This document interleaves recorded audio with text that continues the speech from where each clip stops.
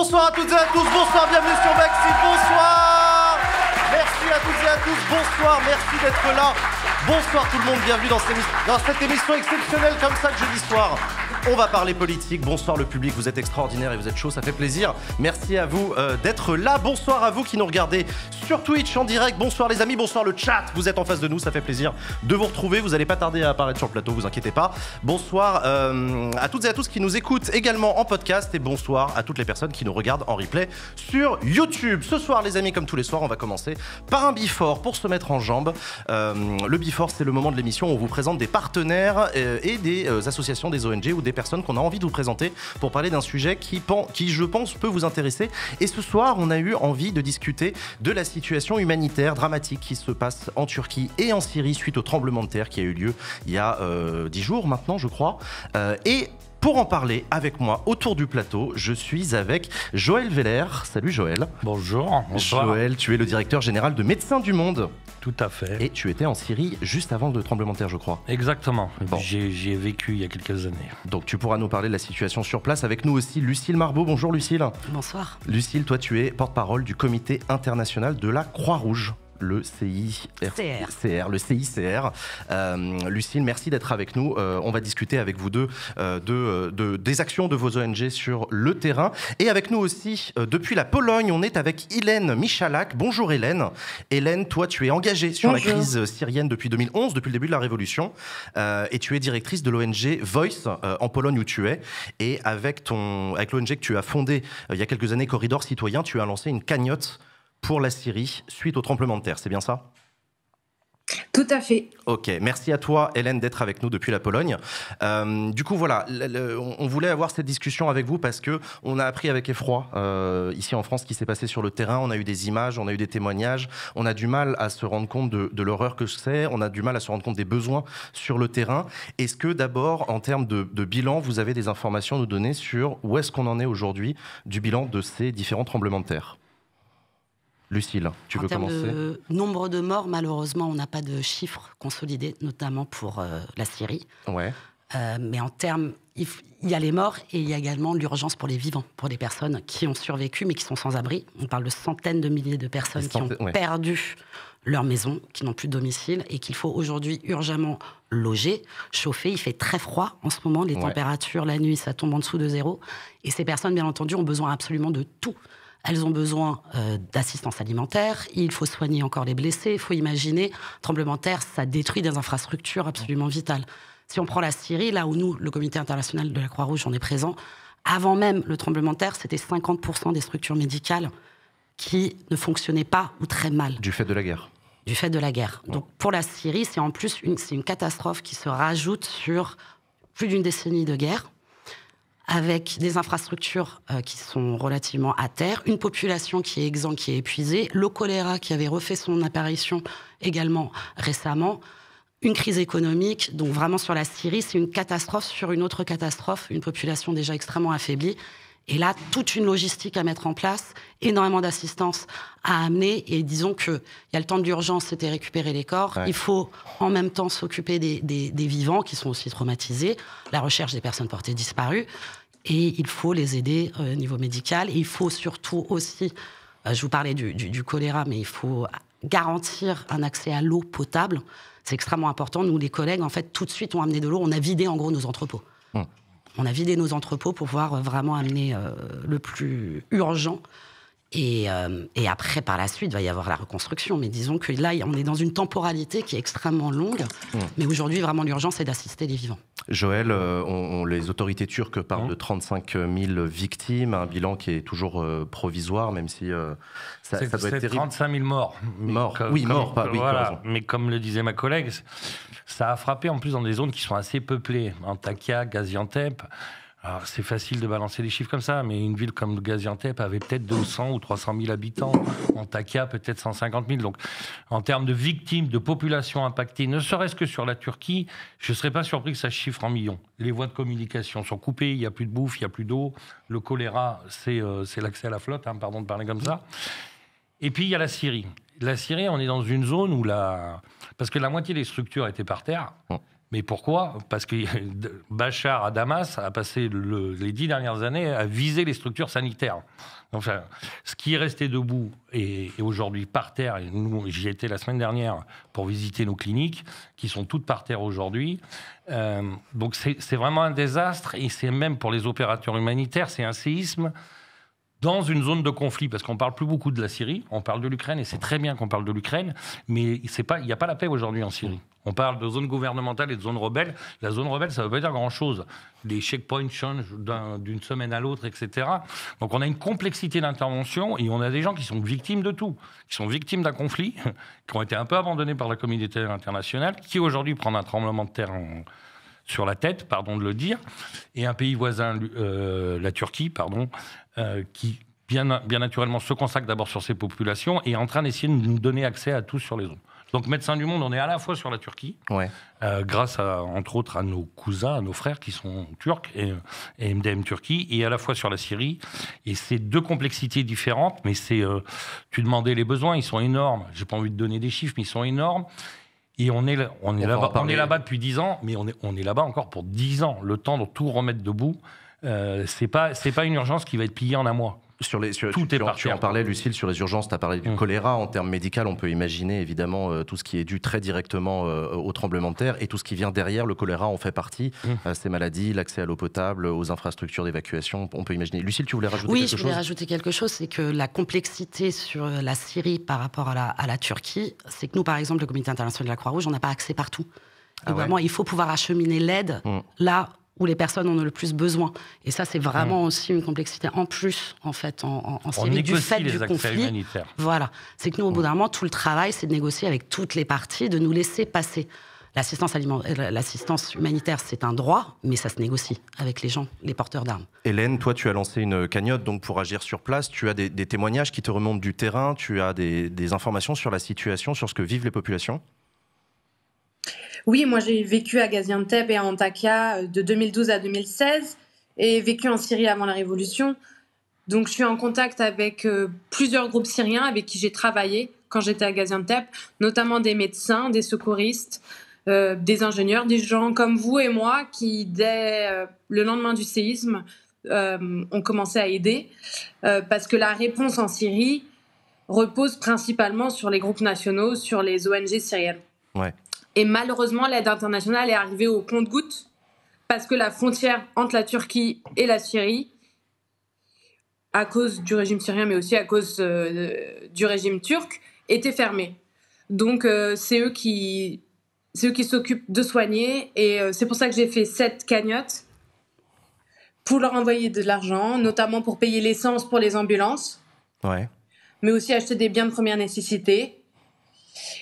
Acheter des médicaments, acheter des couvertures. Et je ne sais pas si tout le monde est au courant, mais le système bancaire en Syrie ne fonctionne plus.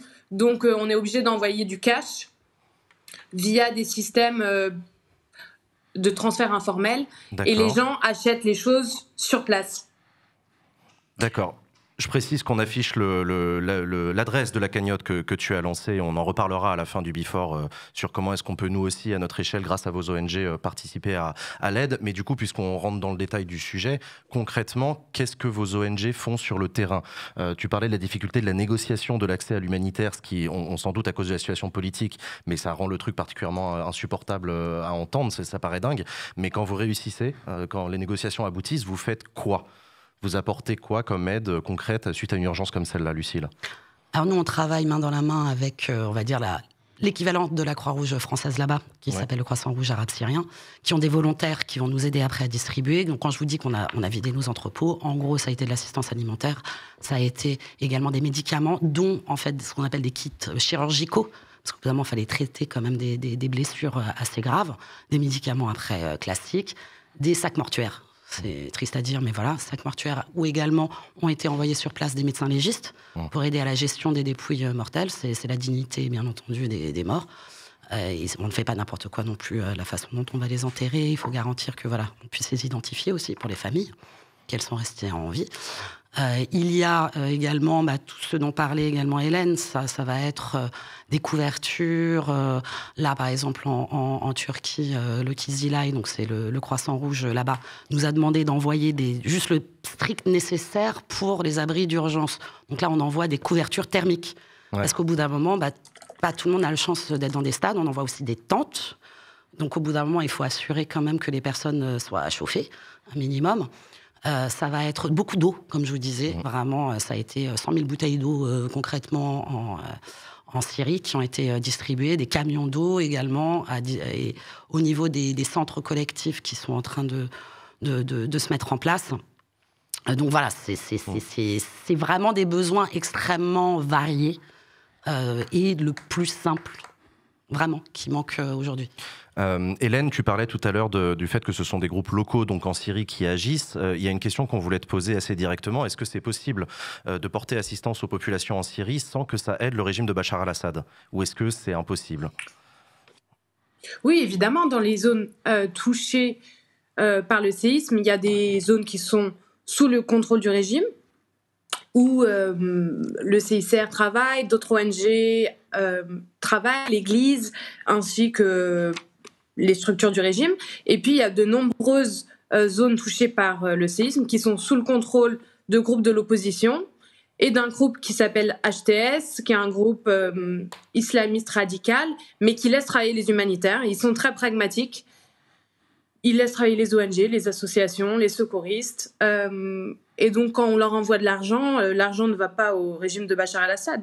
Il ne va pas non plus au groupe terroriste, de ce que tu dis, il sert vraiment à l'action des... Non. Okay. Non, parce qu'ils sont vraiment pragmatiques, ils savent que malheureusement, il y a besoin de cette aide et que très peu de gens de l'aide internationale vont venir. Il y a très peu d'expats en Syrie, donc ils n'ont pas intérêt à détourner l'aide. Quand tu me demandais les témoignages sur place, franchement, les Syriens sont des gens extrêmement positifs, avec beaucoup d'énergie. C'est un plaisir de travailler avec eux. Mais là, il y avait beaucoup de colère. Ils se sentaient abandonnés en voyant toutes les équipes de secouristes et beaucoup de camions qui allaient d'abord en Turquie. Ce qui est, d'une part, logique, la Turquie étant terrestrement le premier pays avant la Syrie. Mais c'est pas facile pour eux de voir que beaucoup d'aide est allée en Turquie et très peu à passer la frontière. Joël, est-ce qu'il y a du cynisme dans les autorités turques et ou syriennes dans la gestion de l'aide humanitaire? Oui, mais ça n'a pas attendu le séisme. J'ai envie d'être positif et de dire qu'il y a aussi du pragmatisme. D'un côté comme de l'autre, ils sont complètement débordés. Et je voudrais revenir sur ce que disait Hélène.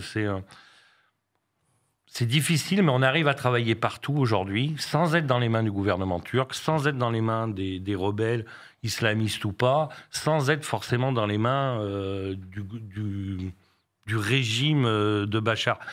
C'est important parce que pour ceux qui donnent et qui soutiennent, il n'y a pas dans ce type de... La guerre choisit un peu ses victimes. Sur un séisme, il n'y a pas de bonne ou de mauvaise victime, là. Ça a tapé partout. Le séisme, il s'en fout de quel côté vous êtes. Je vois dans le chat qu'on parle aussi des Kurdes. Il y a des zones sous contrôle kurde, il y a des zones sous le contrôle du régime, et il y a un paquet de différents contrôles. On arrive, bon an, mal an, difficilement, en négociant, et aussi parce que ça fait 15 ans qu'on est là, qu'on a une forme de crédibilité, à s'extraire, autant qu'il est possible de s'extraire du géopolitique. Ouais. Mais parce qu'on est humanitaire, parce qu'on est neutre, parce que le but recherché, ça vaut le coup de le rappeler. Victimes. Ça vaut le coup de le rappeler. Vous portez assistance à toute personne dès lors qu'elle en a besoin. C'est important de le rappeler. Il y en a peut-être qui ne le savent pas. C'est un principe de la neutralité de l'action humanitaire. Mais même en France, quand vous allez à l'hôpital, je l'espère, il n'y a pas de bons et mauvais patients. Il y a des blessés. Donc là, on est, quand vous nous demandez ce qu'on fait aujourd'hui, c'est extrêmement compliqué. Nous, on a plus de 250 staffs sur la zone. La première chose qui a été faite, c'est la protection. C'est les premières victimes, les staffs. On est Syriens en Syrie, on est Turcs en Turquie, nous, on est Français en France. Donc, c'est la protection des staffs, mais la protection des gens. C'est-à-dire que la maison sont par terre. Tu parlais de l'eau, mais l'accès à la nourriture qui doit venir d'Adana, c'est extrêmement compliqué.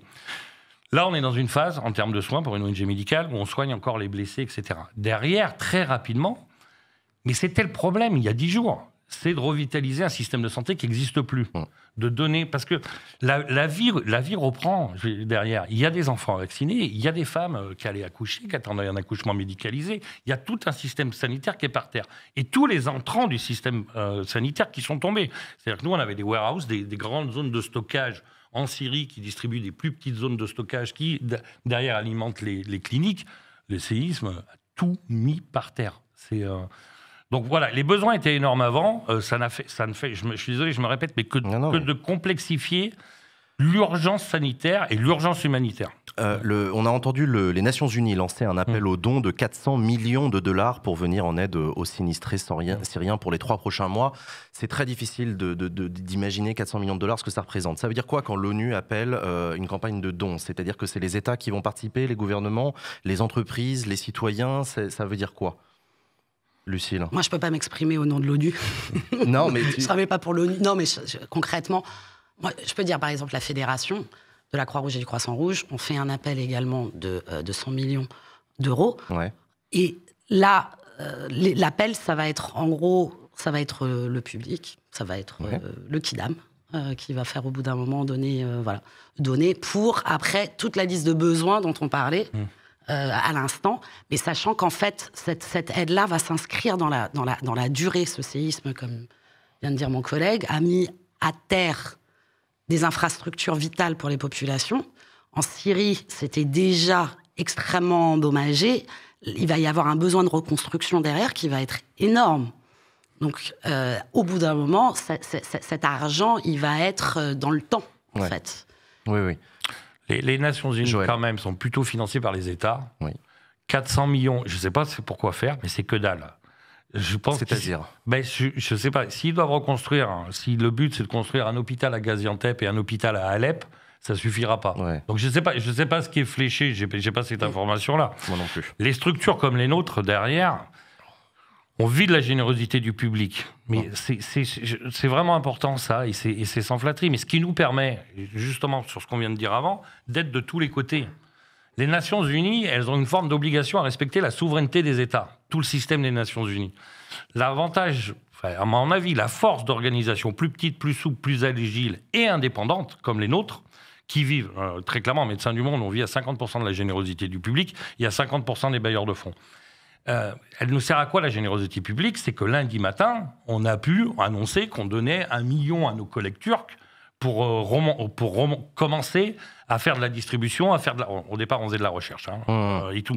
Mais on n'a pas besoin d'attendre les appels des Nations Unies. Généralement, derrière, puisqu'on est sur place, qu'on travaille quand même pas trop mal, plutôt bien, les bailleurs de fonds vont prendre le relais derrière. Mais cette générosité du public, elle permet à toutes les assos d'y être là. Et pas attendre les grands appels internationaux et débarquer le 25 avril. Non, mais c'est super important en termes d'indépendance. ONG, c'est organisation non gouvernementale. On ne veut pas attendre les fonds des États pour pouvoir se déployer. C'est l'action de la société civile par elle-même, par solidarité. Une ONG, c'est Association Loi 1900. C'est indépendant, autonome, y compris des gouvernements. Hélène, comment est-ce que vous faites, vous, ONG, pour estimer les fonds dont vous avez besoin? Comment vous faites des calculs? Vous avez probablement aussi l'habitude, plus que moi sans doute. Du coup, comment vous faites pour savoir de combien vous avez besoin d'argent? Oui, j'allais répondre à ta question d'avant, mais ça va répondre à celle-ci aussi. Les 400 millions ont été calculés en faisant ce qu'on appelle des évaluations des besoins, mais comme peu d'équipes, encore une fois, peuvent aller sur le terrain venant de l'extérieur, c'est surtout les ONG syriennes qui vont évaluer en un jour ou deux ce dont elles ont besoin dans un premier temps, chiffrer cela et le dire. Par exemple, si on prend l'exemple de la santé, les ONG dans le domaine médical à Idlib vont dire au cluster santé, dans notre jargon humanitaire, cluster, c'est un groupe de travail. À Gaziantep, chacun va dire, voilà, moi j'ai besoin de 300 000 pour acheter ça, 500 000, 300 000 pour ci. Et c'est comme ça qu'est consolidé un premier chiffre. Mais je suis totalement d'accord avec les deux autres intervenants. Pour moi, il faut être réactif. Et je pense qu'en effet, c'est en donnant plutôt à des ONG qu'on est le plus réactif, parce que les ONG ont une agilité que malheureusement les Nations Unies n'ont pas. Moi, j'ai le souvenir, quand j'étais petit, des sacs de riz, des collectes de riz, etc. C'est peut-être encore resté dans l'imaginaire collectif de beaucoup. Qu'est-ce qui est le plus utile quand on veut aider? Est-ce que c'est utile de donner des vêtements? Est-ce que c'est utile de donner des couvertures, de la nourriture? Ou est-ce qu'un don en argent, c'est mieux? Lucille. Ce que vient de dire Hélène est très important. C'est l'évaluation des besoins. Ouais. C'est-à-dire qu'au bout d'un moment, c'est de savoir concrètement de quoi les gens ont besoin et également être sûr de ne pas étouffer l'économie sur place. Donc, par exemple, il y a un principe humanitaire qui s'appelle « do no harm », ne pas faire plus de mal que déjà le mal, on va dire, existant, de la situation de détresse dans laquelle sont les personnes, et c'est de pas tuer l'économie locale. Donc, au bout d'un moment, si par exemple, on amène plein de, je sais pas, au niveau d'une assistance alimentaire, sachant que les personnes auraient pu se la procurer, en fait, au niveau de magasins avec de l'assistance financière, dont parlait Hélène, par exemple, tout à l'heure, ça permet de garantir quand même le fonctionnement économique local. Okay. Donc, parfois, en fait, c'est même contre-productif, et ça peut même nuire au tissu local que d'amener tout d'un coup énormément de choses et qui ne seront pas nécessairement adaptées ni à la façon dont les personnes se nourrissent sur place et ni correspondent exactement aux besoins. Régulièrement, les personnes peuvent dire c'est gentil de m'avoir amené en fait des lentilles, mais j'en avais déjà. Moi, surtout, ce dont j'ai besoin, c'est qu'on me remette l'électricité. Et c'est pour ça peut-être que donner de l'argent, du coup, c'est mieux, parce que vous connaissez mieux les besoins que nous, donateurs. Donc, vous saurez acheter soit de l'électricité, de la couverture, de l'eau, etc. Et pour rebondir ce que dit Hélène, c'est que bien entendu, les évaluations sont encore en cours. Comme je vous le disais, on n'a pas accès non plus partout. On est vraiment dans un temps, en fait, de première urgence à délivrer de l'assistance, mais on continue les évaluations constamment pour savoir ce qui manque cruellement. Joël ?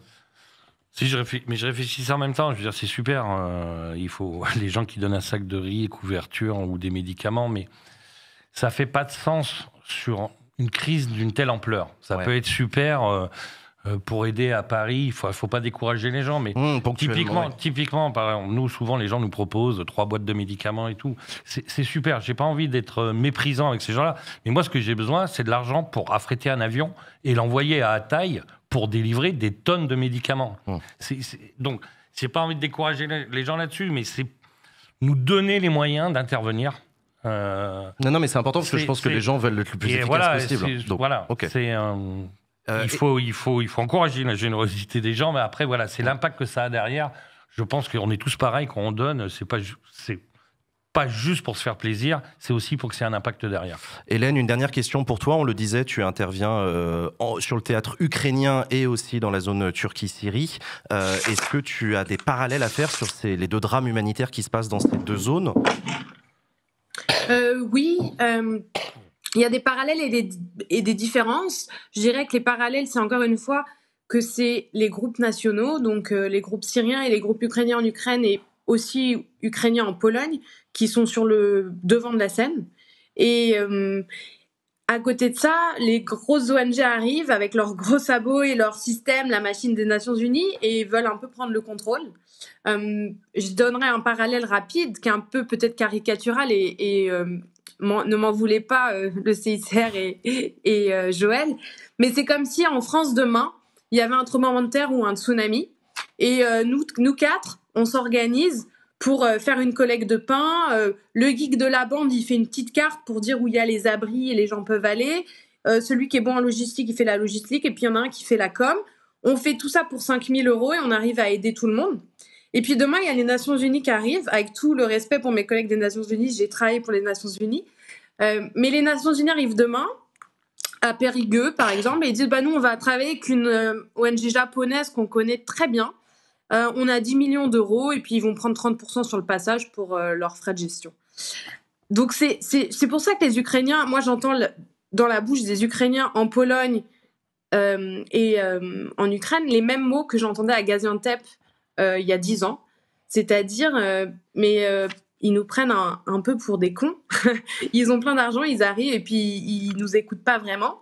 Et puis après, en termes d'accès, il y en a il y a quand même, au début du conflit, des gens qui arrivent, quand même des équipes qui arrivent à aller. Donc, il y a une espèce de buffer zone qui se crée le long de la frontière, par exemple, ukrainienne, à Lviv, comme en 2012, moi, quand j'étais à Gaziantep et Hatay, tout le monde était dans le nord de la Syrie. Et puis après, c'est le vide, le désert. Et puis, il y a ce qu'on appelle des hard-to-reach areas, des zones qui sont difficiles d'accès.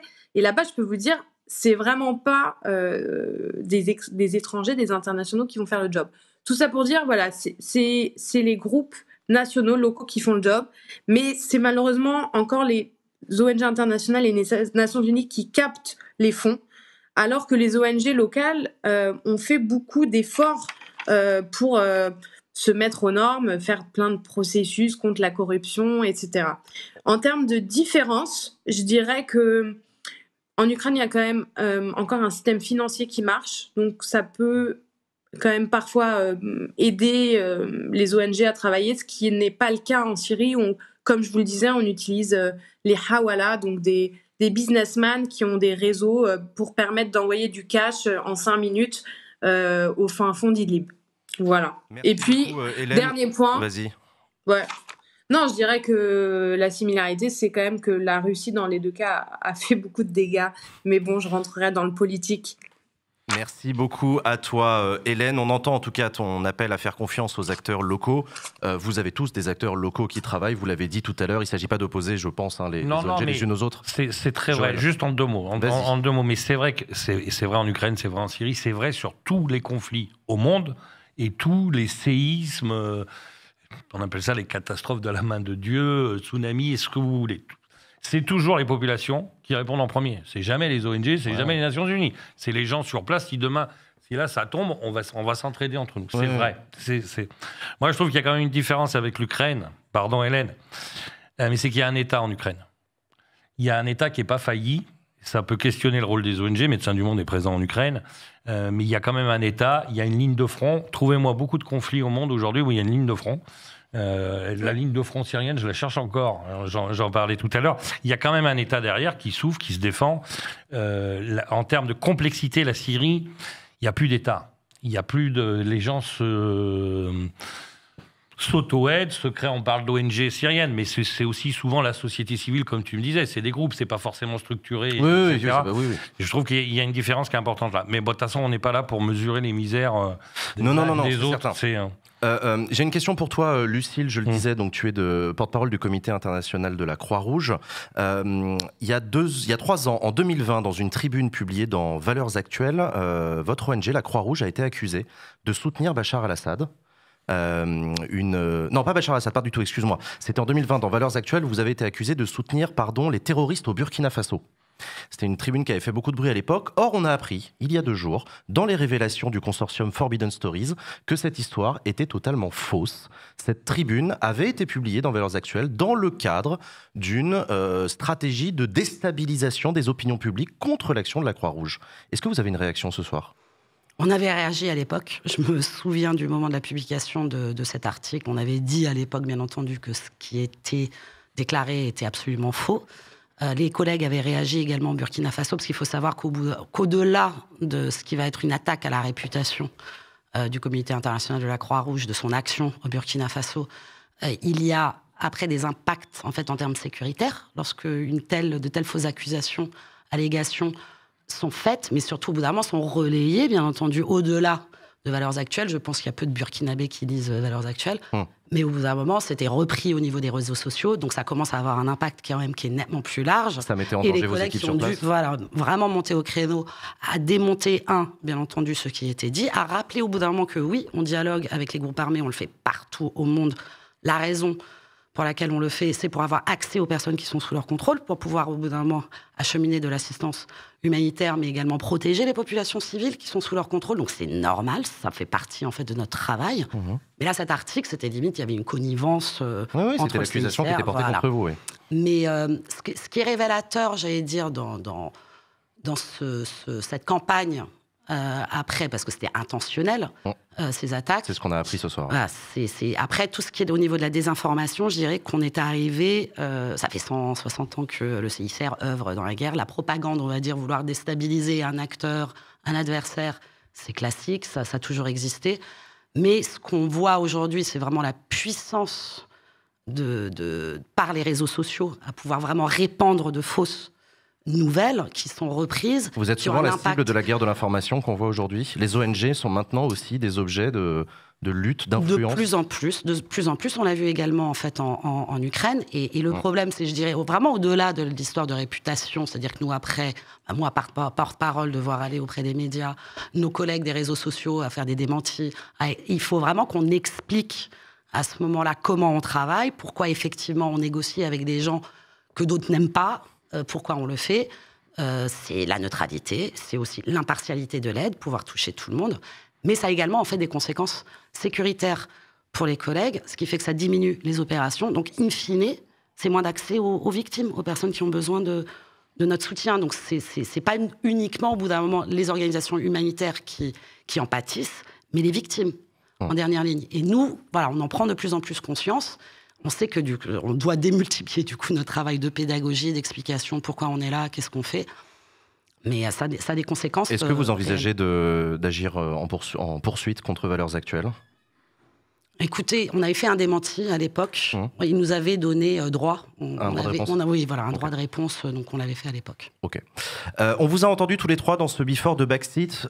Si on a été convaincu, si on a envie d'aider, comment est-ce qu'on peut faire ? Hélène, on l'a dit tout à l'heure, tu as lancé une cagnotte, toi, pour venir en aide à ces groupes locaux dans la zone syrienne.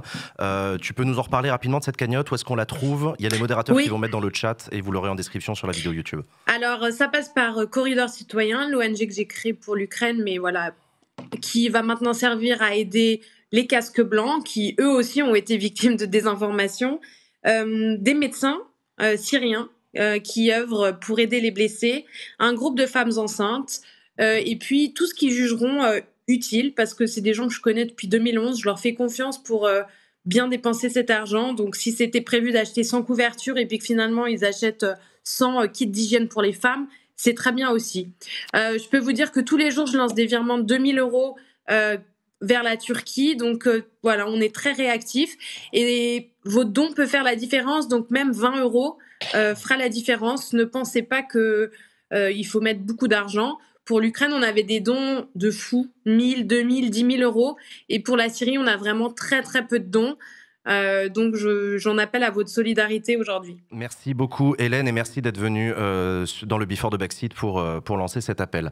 Lucille, si on veut donner à la Croix-Rouge, où est-ce qu'on se rend ? Vous avez un site internet, vous avez un numéro de téléphone, on fait comment ? Oui, bien entendu, mais je pense que le plus simple pour le public français, c'est la Croix-Rouge française qui va après canaliser l'aide. Voilà. D'accord, donc sur le site internet de la Croix-Rouge française, on trouvera quoi faire.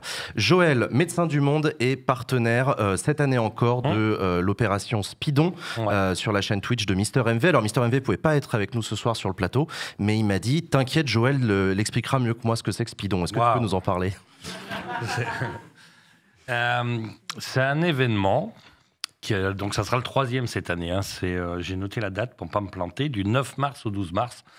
C'est un marathon de gaming, de speedrunner. Je pense que les gens dans la salle savent mieux que moi ce que c'est, qui a lieu chaque année avec le grand leadership, charisme de Mister MV.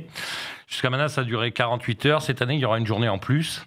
Et c'est alors j'en parlais tout à l'heure, mais c'est ce qui permet à Médecins du Monde aujourd'hui d'être en Turquie. C'est chaque année, sur un week-end, grâce à vous, à ceux qui suivent, sur Twitch, on collecte un peu plus de 800 000 € qui nous permettent, ce que j'essayais d'expliquer tout à l'heure, c'est pas énorme, 800 000 € et ça fait toute la différence. Parce que c'est ce qui permet d'amorcer les projets, ce qui permet d'y aller, de ne pas se questionner. Et derrière, de toute façon, les grands donateurs suivront. Et Hélène le disait, c'est super intéressant quand vous suivez le Speedon. Il y a 1 €, c'est 1 €. 5 €, c'est 5 €. Médecins du Monde, on a une communauté de donateurs. Les dons sont relativement petits, mais c'est la masse de ces dons-là qui nous permet d'être complètement indépendants. Donc, je sais pas, j'espère que les gens connaissent peut-être même mieux le Speedon que moi, mais voilà, j'y participe, j'y viens. T'inquiète pas, on t'y retrouvera. C'est un événement heureux, gai, qui permet de se rassembler et qui, derrière, permet de faire des actions. Du 9 au 12 mars, donc sur la chaîne de Mister MV, et j'ai vu dans le chat que tu étais encore très attendu sur ton speedrun de Super Mario. On compte sur toi, Joël. Je me suis cassé un doigt. On la connaît, l'excuse. C'est au Palais des Congrès aussi en présentiel. C'est au Palais des Congrès en présentiel. Ah ouais, venez, ça va être trop bien.